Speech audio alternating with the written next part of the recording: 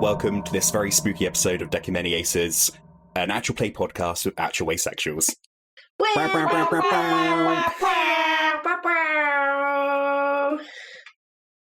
Tonight we'll be playing What Haunts Us, a modern ghost hunting TTRPG. We are joined today by... Me. My name is Am. I use she, her pronouns, and I am playing... Oh, where are my notes? I'm playing Finn Taylor, who is the reporter. He uses he, him pronouns. He's a little string bean, a very tall string bean, but very fashionable, quite handsome, apart from the horrible scar on his right cheek. Oh, it's me next. Hi, I'm Katie. I use she or they or any pronouns. Today I am playing Elspeth Lane, also known as Laney, and she is the Whisperer archetype. She is of appearance unspecified because I have not decided and it does not matter. Mentally substitute your own appearance for a woman in her late 30s. Lovely listeners. And who else will be joined by today? Yeah, you may hear some non-main cast voices. Who else do we have? What ghosts are on this feed? Hello, my name's Anusia Battersby, pronouns she, her. I'm a voice actor, writer and game designer. And I am playing Heather Marasta, also pronouns she, her. She's in her early 30s and she is the archivist archetype. She's been an archivist for a handful of years now. She moved over from academia. And she is very used to the idea of ghosts and spooks in a literary sense as plot devices, and certainly not as something that might actually exist in the world. And now she has learned that they potentially do. She's very, very tired about it. Speaking of this game we're playing, who wrote that? I am Michael, he, him. I am the game designer for What Haunts Us and the GM for this hopefully wonderful one-shot. Yay! Oh, we're so excited to have you. Welcome to our house. Take off your shoes and coats. Very excited to be here. Now I have to remember how I start these things. Chloe, please keep that in. No! Absolutely do, Chloe. We will then begin our session and tale here, beginning in what I can imagine is a rather dingy little office, either hired out or in one of your houses, or potentially even in the funeral director's office itself. You've all gathered at the prospect of a new client. An email has been sent in asking you to come out to a reclusive little manor, and as you all sit around the laptop having a look at a person called Alex Moss, who is a taxidermist whose house has recently become rather unlivable due to weird supernatural forces and noises and sights of something horrific lurking within the manor itself. How do you all feel? Just the scene set then. We are in the back office of Smith & Lane Funeral Directors, which is Lady's business. So this is Lady's office, and it is full of paperwork. It is not very clean or well lit, and Laney is quite unimpressed by this email. I don't know why all these people think that being a taxidermist is a good idea. I mean, that implies things, doesn't it? That implies things. Isn't it basically what you do, but with people? I don't keep the bodies in my house. That would be concerning, and I'd have to call the police if that were the case. Yeah. No offence. Nothing personal. It's a profession. I don't see that this Alex... is there like a pronoun signature on the email, or are we unaware of what Alex's gender is? It's signed off he, him. You know, it might be a job. Some people don't like to take work home. I know plenty of chefs who eat chicken nuggets.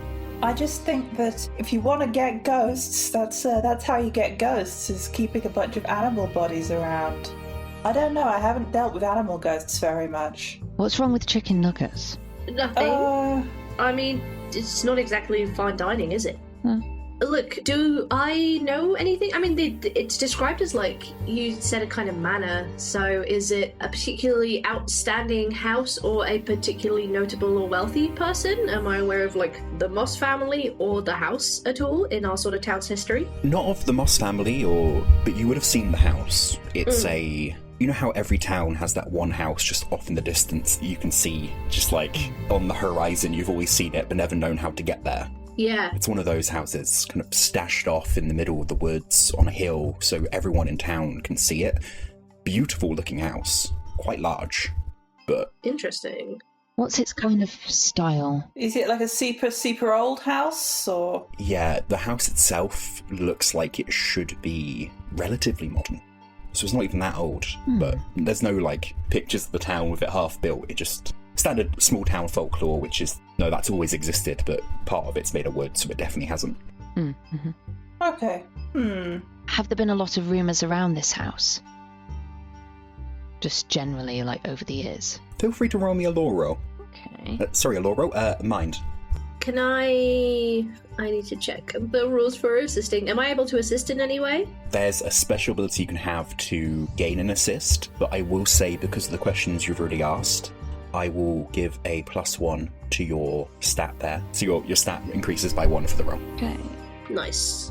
For the sake of both myself and listeners, could you please remind me what goes into this roll? Absolutely. So, everyone has 3 stats, body, mind, and soul. Your stats are changeable, so they can shift up if you have an advantage, but they can also be reduced if you are hurt in that facet. For rolling, you're rolling 2d12, and you're looking to roll either under or exactly on the number you're aiming for. Okay. And then, sorry, with my mind, body, and soul, what am I adding depending on what I've got? So for context, I've got body 11, mind 14, and soul 12. So for mind 14. So if you're rolling mind, you're trying to roll under a 14. However, with a +1, your mind increases to 15 for the roll. Okay, brilliant. So I'm now rolling 2d12s. Okay, so on the dice, I've rolled a total of 5. Hell yeah, cool. There's been a few rumours about this place, which hasn't helped by the fact that the person that owns it is a taxidermist. Fair, very fair. What you've heard is that the owner is extremely reclusive, has been living there, hasn't really come into the town often, if ever, and seems to just subside entirely, either within the house or within the grounds around, because it seems to own quite a few of the woods around as well. Okay. So it's very reclusive, very quiet, and as far as you're aware, no one has been in the actual ground itself. The perfect place for murder. This is like... I think I would get quite a high score in Ghost Bingo for this already. Is there any extra detail in the email? What sort of weird happenings have we got?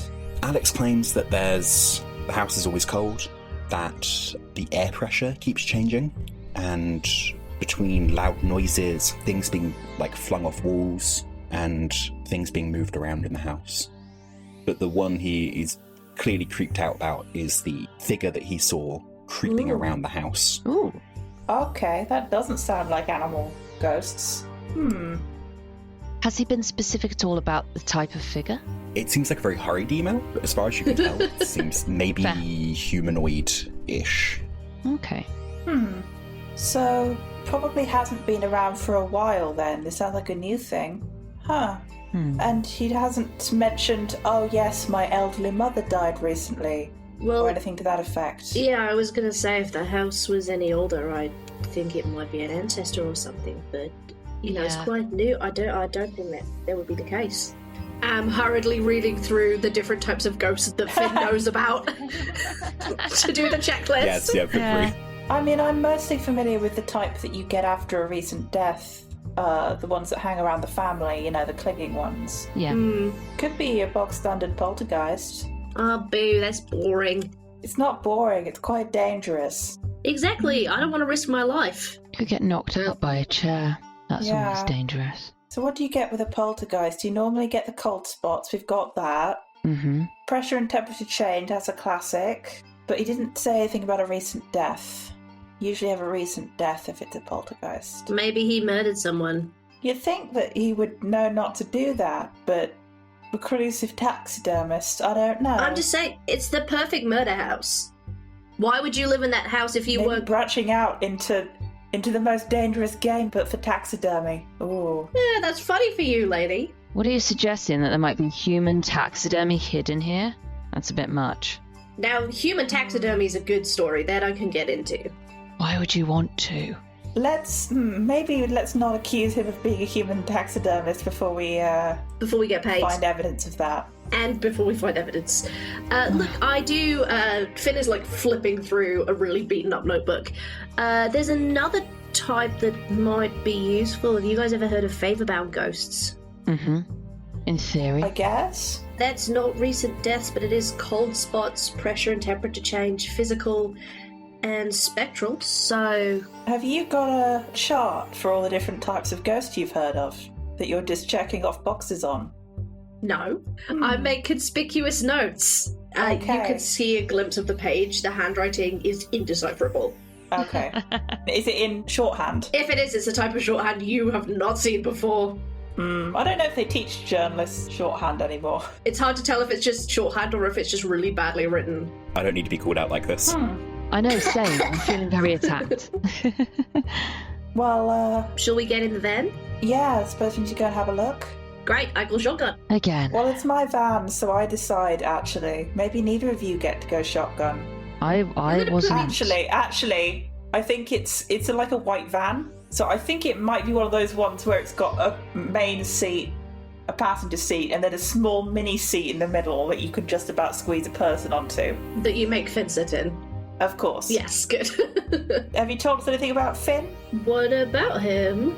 He's tall, right? Yeah, he's very tall. I think that maybe all you've told us about him. And he's handsome. Is that okay? He's gay. Is that important?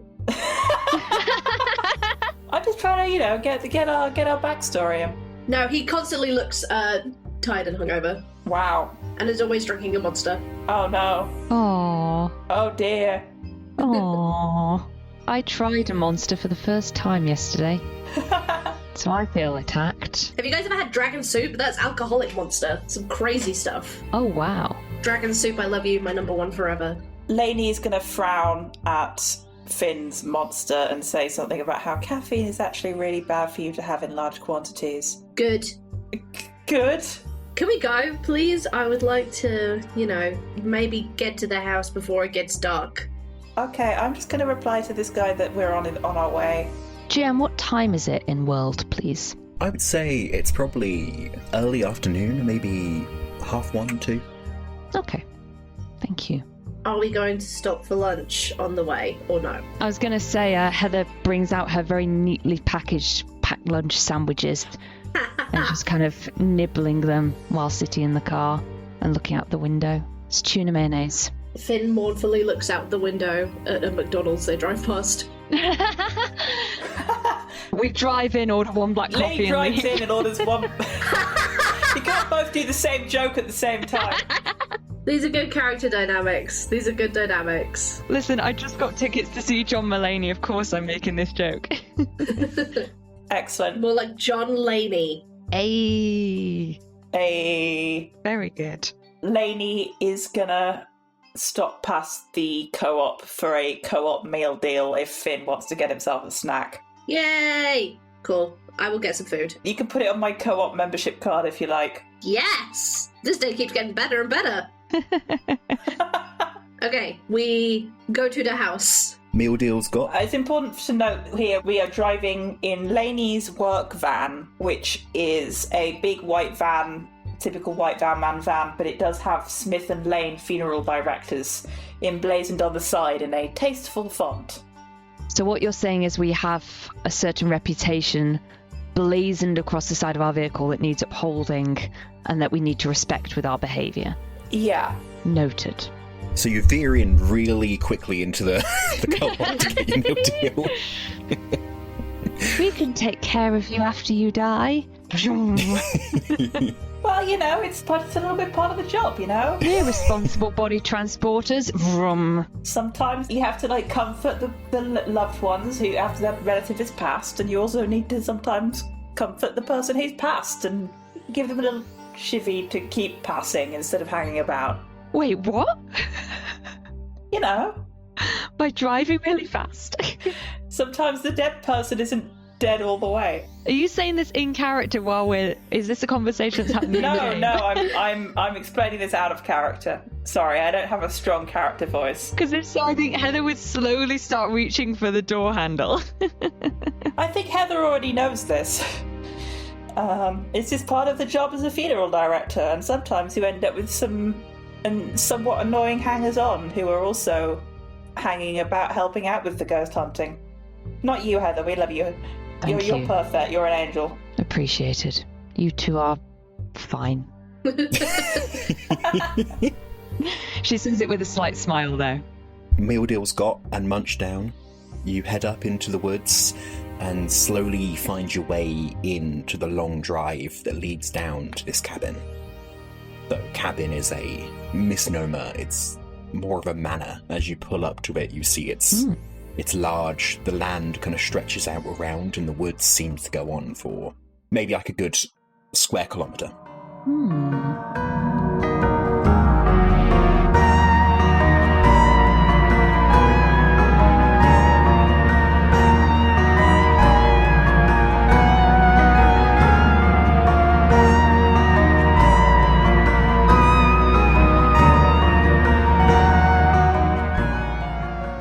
Hello, everyone. We're taking a little break here to say a big thank you for listening to our little podcast. If you enjoy what you're hearing and think it deserves to be heard by the world, we now have plenty of ways you can support the podcast and help us do just that. You can join our Patreon, where we release bonus content every month, including side quest episodes, talk shows, and more. You can even play one-shot games with the cast, and you'll get a shout-out at the end of the episode. Plus, you can head to our merch store to take a little piece of Doma home with you, including the gorgeous artwork Couch Tarot made of our Campaign 1 characters. If you enjoy the music I write for the podcast, you can stream it for free or buy it to keep on Bandcamp. And as always, you can throw us a little thank you in the form of a one-time donation. Just go to our website, deckofmanyaces.com, where you'll find links to all those amazing things. And if you don't have any cash to spare, we still think you're awesome. You're here, aren't you? Hop on into our Discord to chat with our community or share the podcast on social media and with your friends. It all helps and we appreciate all of it. So, what are you waiting for? Go to deckofmanyaces.com and get exploring. Today's promo is for Lanterns of London. Do you enjoy your tabletop RPGs filled with gaslight, graveyards and existential terror? Would you like to see a doctor, a tutor, a priest, a gravedigger, and a young lady duke it out with the occult and the unnatural, all while fighting their own inner demons in the process? In Tattered Pig's inaugural series, we see this unlikely band of heroes attempting to bring some light back to the darkness, as terrors from tales and legends prowl through the streets of Victorian London. But as the clues begin to click together and unexpected alliances begin to form, it appears that they may be caught up in a far more complex and dangerous web than any of them initially realised. Find Lanterns of London at Tattered Pig Productions on YouTube, Apple Podcasts and Spotify, and let them know Deck of Many Aces sent you their way.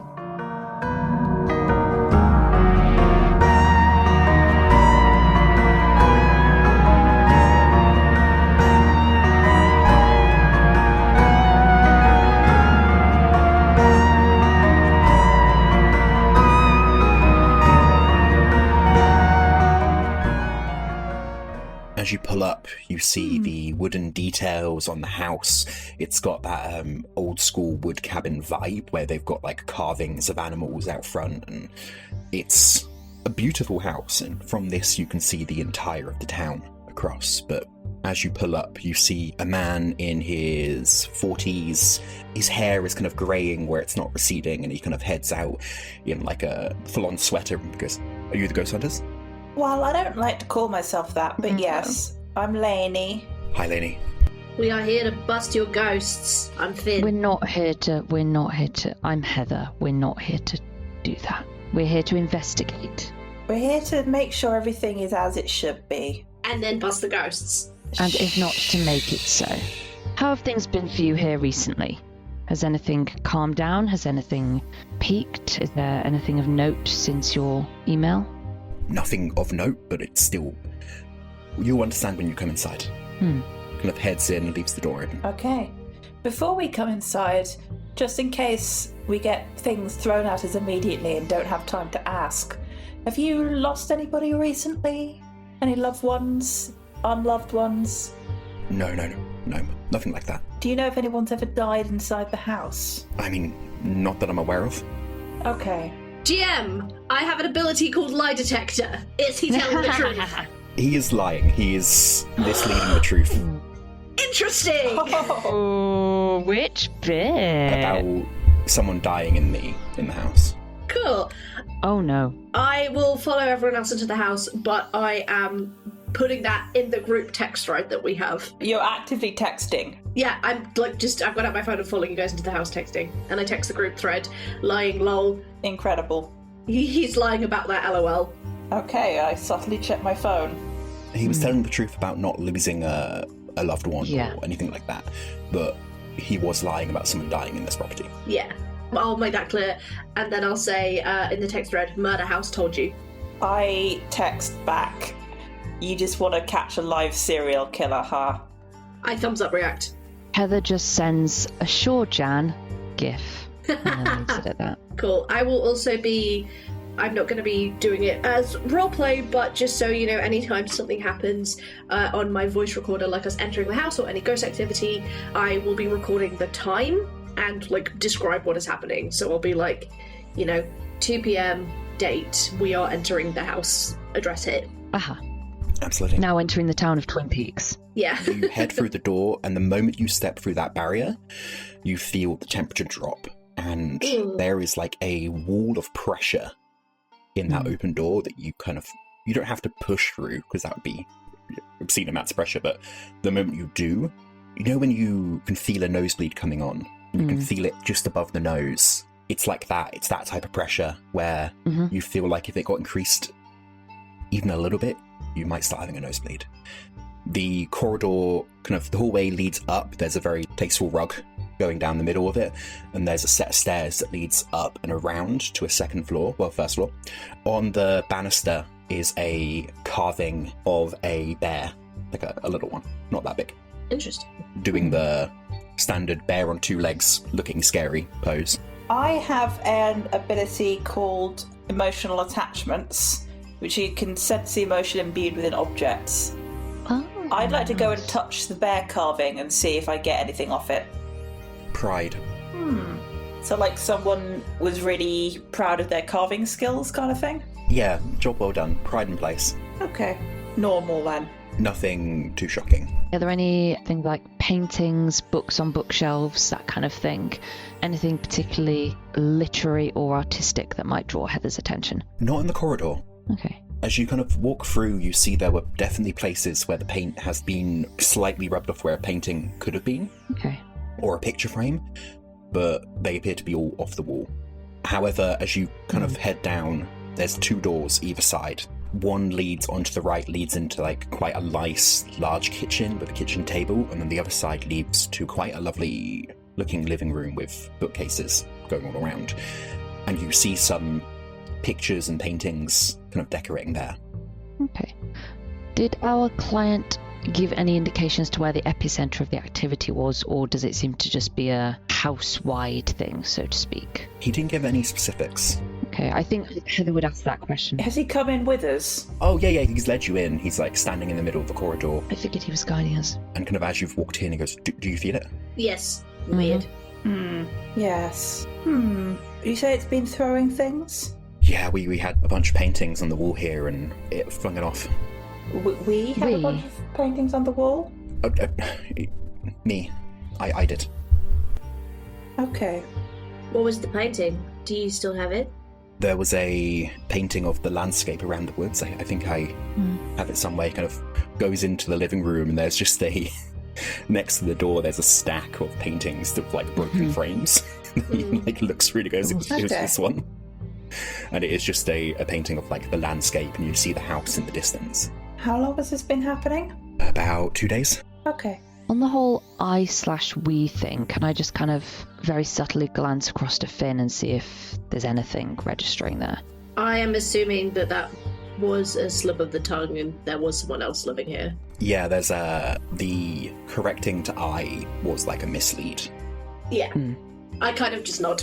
Okay. Okay. And I'm going to step back so that Heather can have a look at the paintings, because I don't really know this. Yeah, I'd like to do that. Yeah, it's kind of her area. See if there's anything particularly old or valuable or of particular artistic merit. Would you like to roll me I'll allow it to be a mind or a soul. I feel like you can go from it from emotional or a mind standpoint. Let's go for mind. That is a 14 that I've rolled. It's 2 7s. That's a crit. Yay! Hey! So you get a choice when it comes to critical. You can basically, like other games, you can get a critical success in this roll and you'll get some extra information that might prove useful. Or you can take that and bank a point of fortitude, which is used to shrug off attacks and possession and emotional kind of effects. And then that roll would be a standard success instead. Okay, I'm gonna get the extra information if that's all good. Absolutely. When you look into this, you're looking through, you notice that there's nothing here that's valuable in the sense of famous painters, but very well done art. And I'd say you get the sense that the frame is handmade, the paintings were likely done here, they're all of the landscape and of animals and... It's a local artist. You get the sense that all of them are painted by the same person. Okay. You get the sense almost as you're looking through them, you're seeing the art get better and better, and they're good. Okay. And as you flick through, I tell you what, as you flick through, would you like to roll me a soul? Ooh! Okay. Ooh. My soul is 12 and I rolled a 13. Oh. You feel something wash over you. Okay. And as you're looking through, that pride that was felt over the bear sculpture, you begin to get it. And as you look at these paintings, you are flushed with a fawning over these paintings. You can't take your eyes off them. You feel like you wouldn't be able to leave this room while these are still here. But because you got a grip with your original role, there's a protective nature to it too. Like not wanting to leave them in a place that could be potentially dangerous. Okay. So wanting to almost become a custodian of them. Yeah, almost. Okay. You get the sense of like you just want to have these in your archives and you don't know why, but it is emotion being kind of pushed into you. For the rest of you, you see Heather's eyes dilate. Heather, you alright? Do you need to sit down, glass of water? Are these the only things that were being thrown around? Well, there was a few others. Those were the main ones. But all paintings? Mind if I have a look? Please do, yes. I'd like to see if I can get any emotions off of the paintings as well. It's that same pride, but it's the same pride. The person that carved the bear painted these paintings. Okay, so is there a signature on it? Yes, there is. Moss. Huh. Moss. Okay. So, are these your paintings then? Did you do these? Oh, no, I'm not that talented. It was my cousin. Okay. Straight away, you can feel that this is a lie. Yeah. And the air pressure in the room rises to a point where you can see his nose begin to bleed. And he goes, excuse me. He gets a tissue and walks out of the room. Well, that means nothing good. Do I hear him, like, walking away down the corridor, or is it like he's just walked into the next room and then immediately kind of stopped? He's walked into the kitchen. Okay, I'm gonna kind of huddle up with everyone, and obviously because we're doing a podcast, I'm not gonna whisper, because that would be terrible audio for everyone, but I am in-universe whispering. Okay. Right, so I'm putting all my money on murderer, the person who died he didn't like. Definitely not his cousin. Definitely someone who used to live here, in my personal opinion. I'm getting that too. It's kind of stereotypical for him to have murdered his wife, but... But he also said not a loved one, and I know that, marriages grow apart and stuff, but did he murder someone for the house? I would like to get out an EMF reader. Yeah! I think we'll be Googling Moss at this point, see if I can find out anything about this potential local artist. Oh, good idea. Absolutely. First off, EMF, it's going wild. It's loud. And as you start Googling Moss, Alex Moss, specifically, I assume, you get an article pop up. Young taxidermist kind of like meet the people of the town type thing, and there's a Alex Moss, the taxidermist, and underneath you see a picture of a woman in her mid-30s wearing an apron, holding the little bear sculpture with this big old smile on her face, and you hear a scream from the other room. I run towards the scream. You run towards the scream. If I can I pull myself away from the paintings? Is that a thing? Or am I still kind of... I will say with the scream, that kind of like obsession fawn kind of snaps as like instincts kind of break in. Okay. I will follow into the other room, but I am letting the girls go first because I'm not very strong. I was going to... Did Heather drop her phone? Because I wanted to take a double look to see if I can get a name, if there's a name attached to the photograph. She didn't drop it, no, but I'm assuming it is Alex Moss in the photo. Yeah, the implication is the person in the picture is Alex, right? Yes. Yeah. Yeah. Oh, okay. You run into the other room, you see Alex in quotation marks with the blood now like just staining the shirt around him as he looks, and in the corner of the room, in the kitchen, coming out of the dining room table, you see a figure, long, thin, hair down to the shoulders, and as it creeps out of the dining room table, it looks up to you all, and you see the face begin to shift. Eyes begin to move and melt as the face begins to fade. It then drops down and scuttles underneath the table again. Ew. Oh, that's fun. Don't like that. How physically impressive is the fake Alex? Do I feel like I could square up to him or no? Probably, yeah. Okay, great.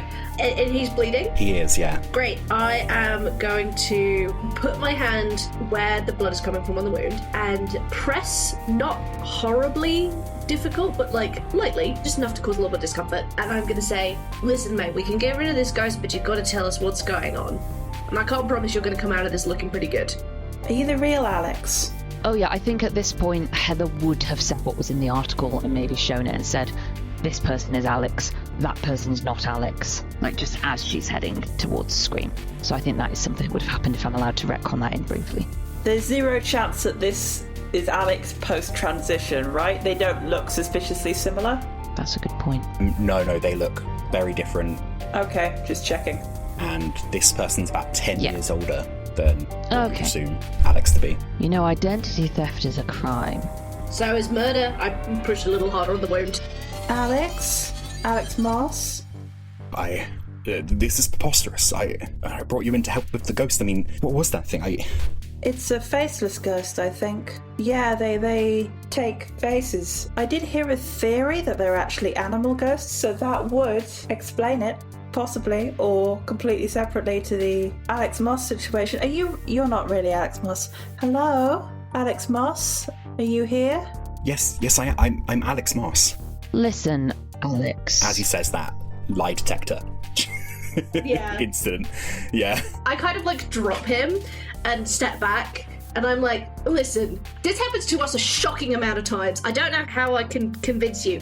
We are going to help you get rid of this ghost, but you've got to tell us what's going on, man, otherwise it's just not going to work. Alex, if that even is in any way, shape or form your real name, we've just found an article detailing a female taxidermist by the name of Alex Moss. She's pictured with the bear carving that we've already seen in this house as we were arriving.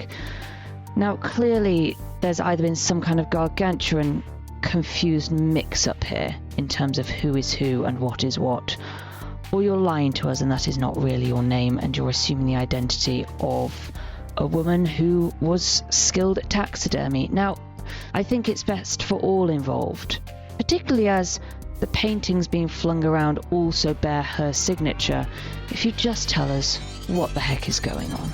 So it depends how you want to do this. If you're trying to intimidate him, feel free to roll a body. If you're trying to kind of reason with him, roll mind. Or if you're trying to empathize and convince him, roll a soul. I think she's trying to reason with him. She's just like, look, it's early afternoon, but it's been a long day. Like, just cut the nonsense and just tell us what's going on, buddy, is the kind of vibe. So would that be mind or soul, do you reckon? I'll say mind would be good for that. Cool. My mind is 14. That is a 12 on the dice. Yeah. He starts with the... Look, I don't know what... Look, Alex Moss hasn't lived here for a bit. This is my house now, and I'm trying to make it comfortable. But... That wasn't the question. Is she dead? I don't know. I don't know. Friend. He's telling the truth, isn't he? Kind of. Yeah. It's very clear the way he's speaking is very, trying to technically tell the truth. But when he says, I don't know whether she's dead, that is a clear lie. You then feel that air pressure rise up, and his nose starts bleeding once more. But as he tries to stand up, you see one of the picture frames, like on a side table in the dining area, flings off and heads straight to his face.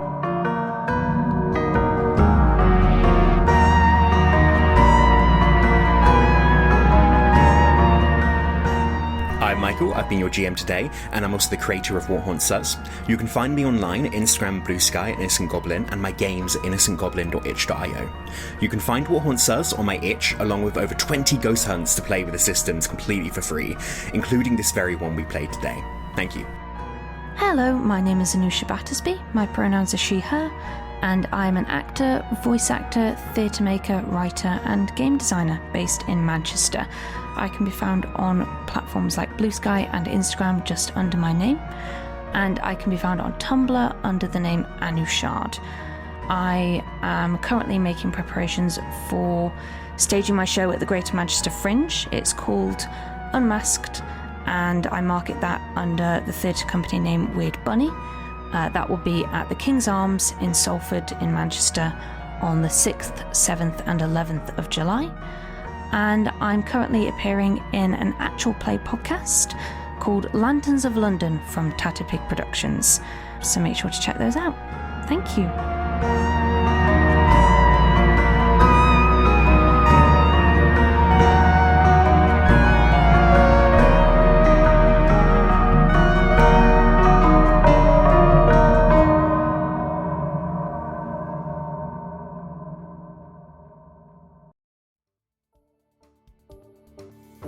Deck of Many Aces is Anne Chisholm, Eiriol Evans, Ellie Webster, Katie McLeod, and me, Chloe Elliott.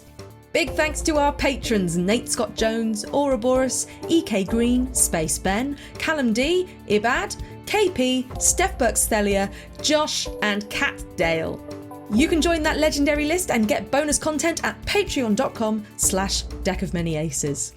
Find out more about us and what we're up to by going to our website, deckofmanyaces.com, or following us on social media. The campaign may be over, but we have a cracking schedule coming up for you all. There's not one, but 2 one-shots on their way, showcasing some of the amazing indie games our friends in the TTRPG community are making. And we'll be recording a Q&A episode to answer your questions about the podcast, campaign, and beyond. Join our Discord and put your questions in the Q&A channel, or send them to deckofmanyaces@gmail.com, and we might just read it out on the show. And that's not all. We are so pleased to announce that our merch store is now officially open. Right now you can order Doma tote bags and beautiful A3 posters of Couch Tarot's amazing artwork. There will be plenty more products appearing in time, so check back to see what goodies you can get. Go to deckofmanyaces.tmail.com with dashes between the words, or go to the link on our website to find it. You can also buy my entire soundtrack, or individual albums and tracks, to download and keep on Bandcamp at deckofmanyaces.bandcamp.com. If Doma isn't enough for you and you need more, you can find our cast in some other places on the internet. Listen to me and Am every other Thursday on RWD, an indie TTRPG podcast where we play scum and villainy. You can also hear me voice the wizard Edith in Legend of the Bones, and find out what Ellie's up to by going to elliewebster.co.uk or signing up to their mailing list in the episode description. Plus, keep an eye on 3 actual play YouTube channels, Theatre Macabre, Who Hurt You, and Euphoria, where I will be playing in games releasing later this year. And with that, that's it from me. Have an ace week. Bye!